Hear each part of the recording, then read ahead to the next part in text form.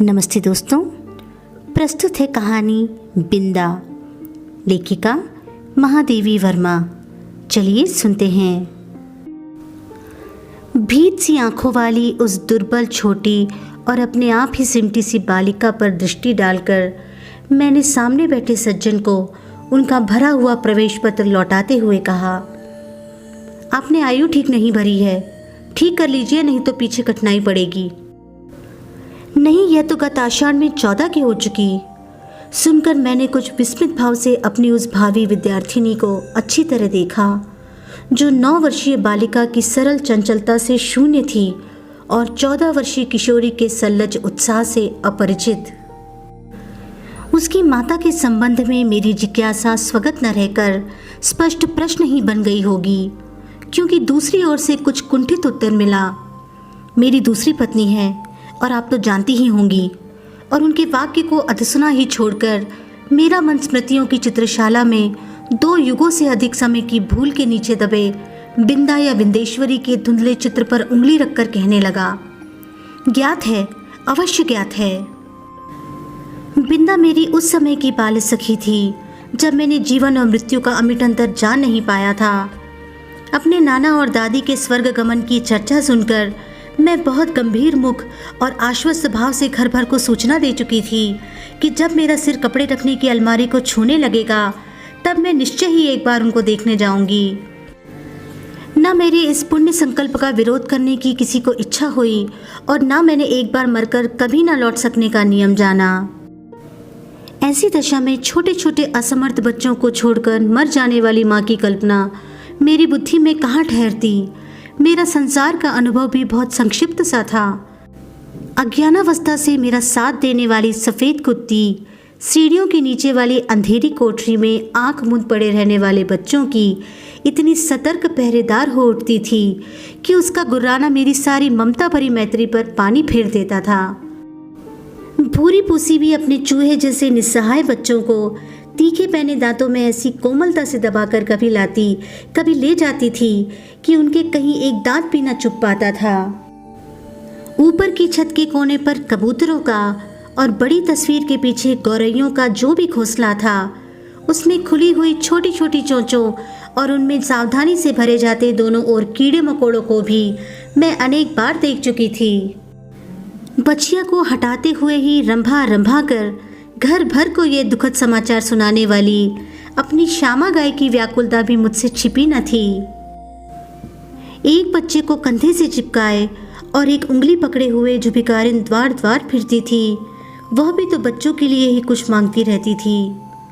अतः मैंने निश्चित रूप से समझ लिया था कि संसार का सारा कारोबार बच्चों को खिलाने पिलाने सुलाने आदि के लिए ही हो रहा है, और इस महत्वपूर्ण कर्तव्य में भूल न होने देने का काम माँ नामधारी जीवों को सौंपा गया है। और बिंदा के भी तो माँ थी, जिन्हें हम पंडिताइन चाची और बिंदा नई अम्मा कहती थी। वे अपनी गोरी मोटी देह को रंगीन साड़ी से सजे कसे चारपाई पर बैठकर फूले गाल और चिपटी सी नाक की दोनों ओर नीले कांच के बटन सी चमकती हुई आंखों से युक्त मोहन को तेल मलती रहती थी। उनकी विशेष कारीगरी से सवारी पाटियों के बीच में लाल स्याही की मोटी लकीर सा सिंदूर, उनींदी सी आंखों में काले डोरे के समान लगने वाला काजल, चमकीले कर्ण फूल, गले की माला, नगदार रंग बिरंगी चूड़ियाँ और घुंघरूदार बिछुए मुझे बहुत भाते थे, क्योंकि यह सब अलंकार उन्हें गुड़िया की समानता दे देते थे। यह सब तो ठीक था, पर उनका व्यवहार विचित्र सा जान पड़ता था। सर्दी के दिनों में जब हमें धूप निकलने पर जगाया जाता था, गर्म पानी से हाथ मुंह धुलाकर मोजे जूते और ऊनी कपड़ों से सजाया जाता था और मना मना कर गुनगुना दूध पिलाया जाता था, तब पड़ोस के घर में पंडिताइन चाची का स्वर उच्च से उच्चतर होता रहता था। यदि उस गर्जन तर्जन का कोई अर्थ समझ में न आता तो मैं उसे शाम के रंभाने के समान स्नेह का प्रदर्शन भी समझ सकती थी, परंतु उसकी शब्दावली परिचित होने के कारण ही कुछ उलझन पैदा करने वाली थी। उठती है या आऊं? बैल के से दीदे क्या निकाल रही है? मोहन का दूध कब गर्म होगा? अभागी मरती भी नहीं। आदि शब्दों में जो कठोरता की धारा बहती रहती थी, उसे मेरा अबोध मन भी जान ही लेता था।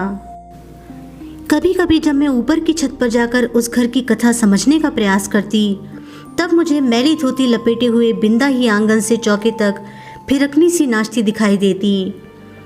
उसका कभी झाड़ू देना, कभी आग जलाना, कभी आंगन के नल से कलसी में पानी लाना, कभी नई अम्मा को दूध का कटोरा देने जाना मुझे बाजीगर की तमाशी जैसा लगता था, क्योंकि मेरे लिए तो वे सब कार्य असंभव से थे। पर जब उस विस्मित कर देने वाले कौतुक की उपेक्षा कर पंडिताइन चाची का कठोर स्वर गूंजने लगता, जिसमें कभी कभी पंडित जी की घुड़की का पुट भी रहता था, तब न जाने किस दुख की छाया मुझे घेरने लगती थी, जिसकी सुशीलता का उदाहरण देकर मेरे नटखटपन को रोका जाता था। वही बिंदा घर में चुपके चुपके कौन सा नटखटपन करती रहती है, इसे बहुत प्रयत्न करके भी मैं ना समझ पाती थी। मैं एक भी काम नहीं करती थी और रात दिन उधम मचाती रहती, पर मुझे तो माँ ने न मर जाने की आज्ञा दी और न आंखें निकाल लेने का भय दिखाया।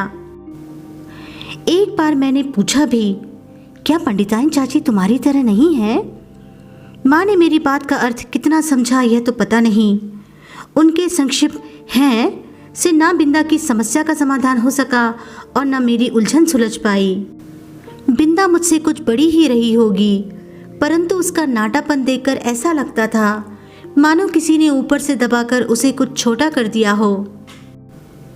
2 पैसों में आने वाली खंजड़ी के ऊपर चढ़ी हुई झिल्ली के समान पतले चर्म से मढ़े और भीतर की हरी हरी नसों की झलक देने वाले उसके दुबले हाथ पैर न जाने किस अज्ञात भय से अवसन्न रहते थे। कहीं से कुछ आहट होते ही उसका विचित्र रूप से चौंक पड़ना और पंडिताइन चाची का स्वर कान में पड़ते ही उसके सारे शरीर का थरथरा उठना मेरे विस्मय को बढ़ा ही नहीं देता था, प्रत्युत उसे भय में बदल देता था।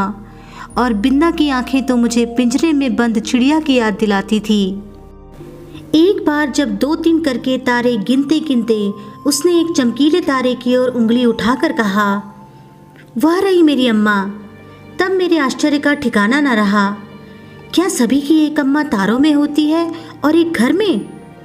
पूछने पर बिंदा ने अपने ज्ञान कोश में से कुछ कण मुझे दिए और तब मैंने समझा कि जिस अम्मा को ईश्वर बुला लेता है वह तारा बनकर ऊपर से बच्चों को देखती रहती है, और जो बहुत सच-धज से घर में आती है वह बिंदा की नई अम्मा जैसी होती है।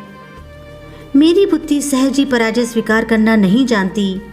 इसी से मैंने सोचकर कहा, तुम नई अम्मा को पुरानी अम्मा क्यों नहीं कहती? फिर वे ना नई रहेंगी और ना डांटेंगी। बिंदा को मेरा उपाय कुछ जचा नहीं, क्योंकि वह तो अपनी पुरानी अम्मा को खुली पालकी में लेट कर जाते और नई को बंद पालकी में बैठकर आते देख चुकी थी। अतः किसी को भी पदच्युत करना उसके लिए कठिन था। पर उसकी कथा से मेरा मन तो सचमुच आकुल हो उठा।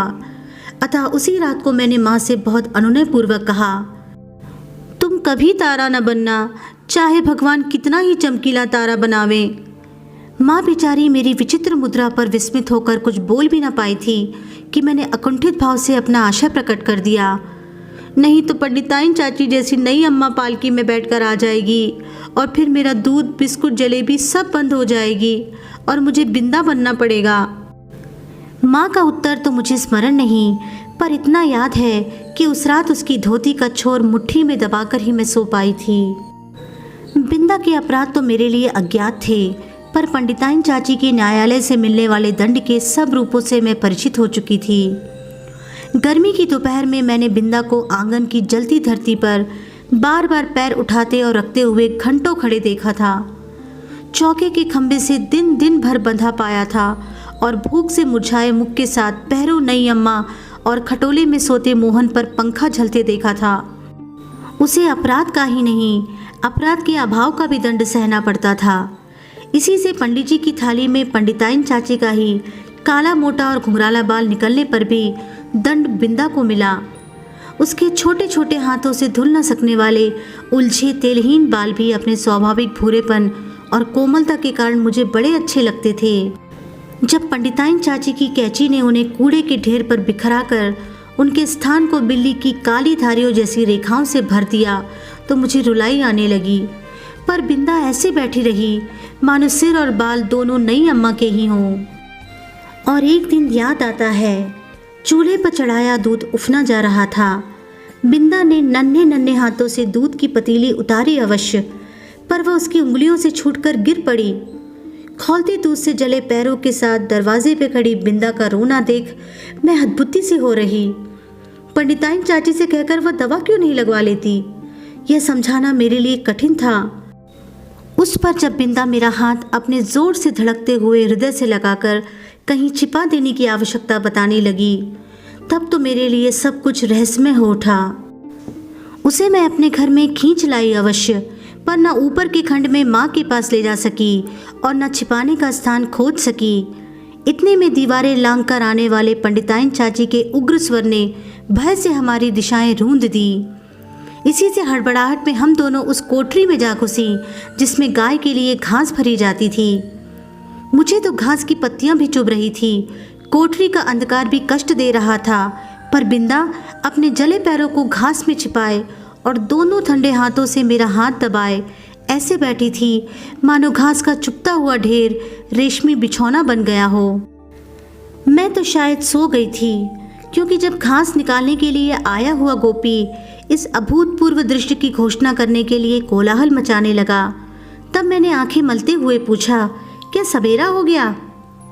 माँ ने बिंदा के पैरों पर तिल का तेल और चूने का पानी लगाकर जब अपने विशेष संदेशवाहक के साथ उसे घर भिजवा दिया, तब उसकी क्या दशा हुई यह बताना कठिन है, पर इतना तो मैं जानती हूँ कि पंडिताइन चाची के न्याय विधान में न क्षमा का स्थान था न अपील का अधिकार। फिर कुछ दिनों तक मैंने बिंदा को घर आंगन में काम करते नहीं देखा। उसके घर जाने से माँ ने मुझे रोक दिया था, पर वे प्रायः कुछ अंगूर और सेब लेकर वहाँ हो आती थीं। बहुत खुशामद करने पर रुकिया ने बताया कि उस घर में महारानी आई हैं। क्या वे मुझसे नहीं मिल सकती? पूछने पर वह मुंह में कपड़ा ठूसकर हंसी रोकने लगी।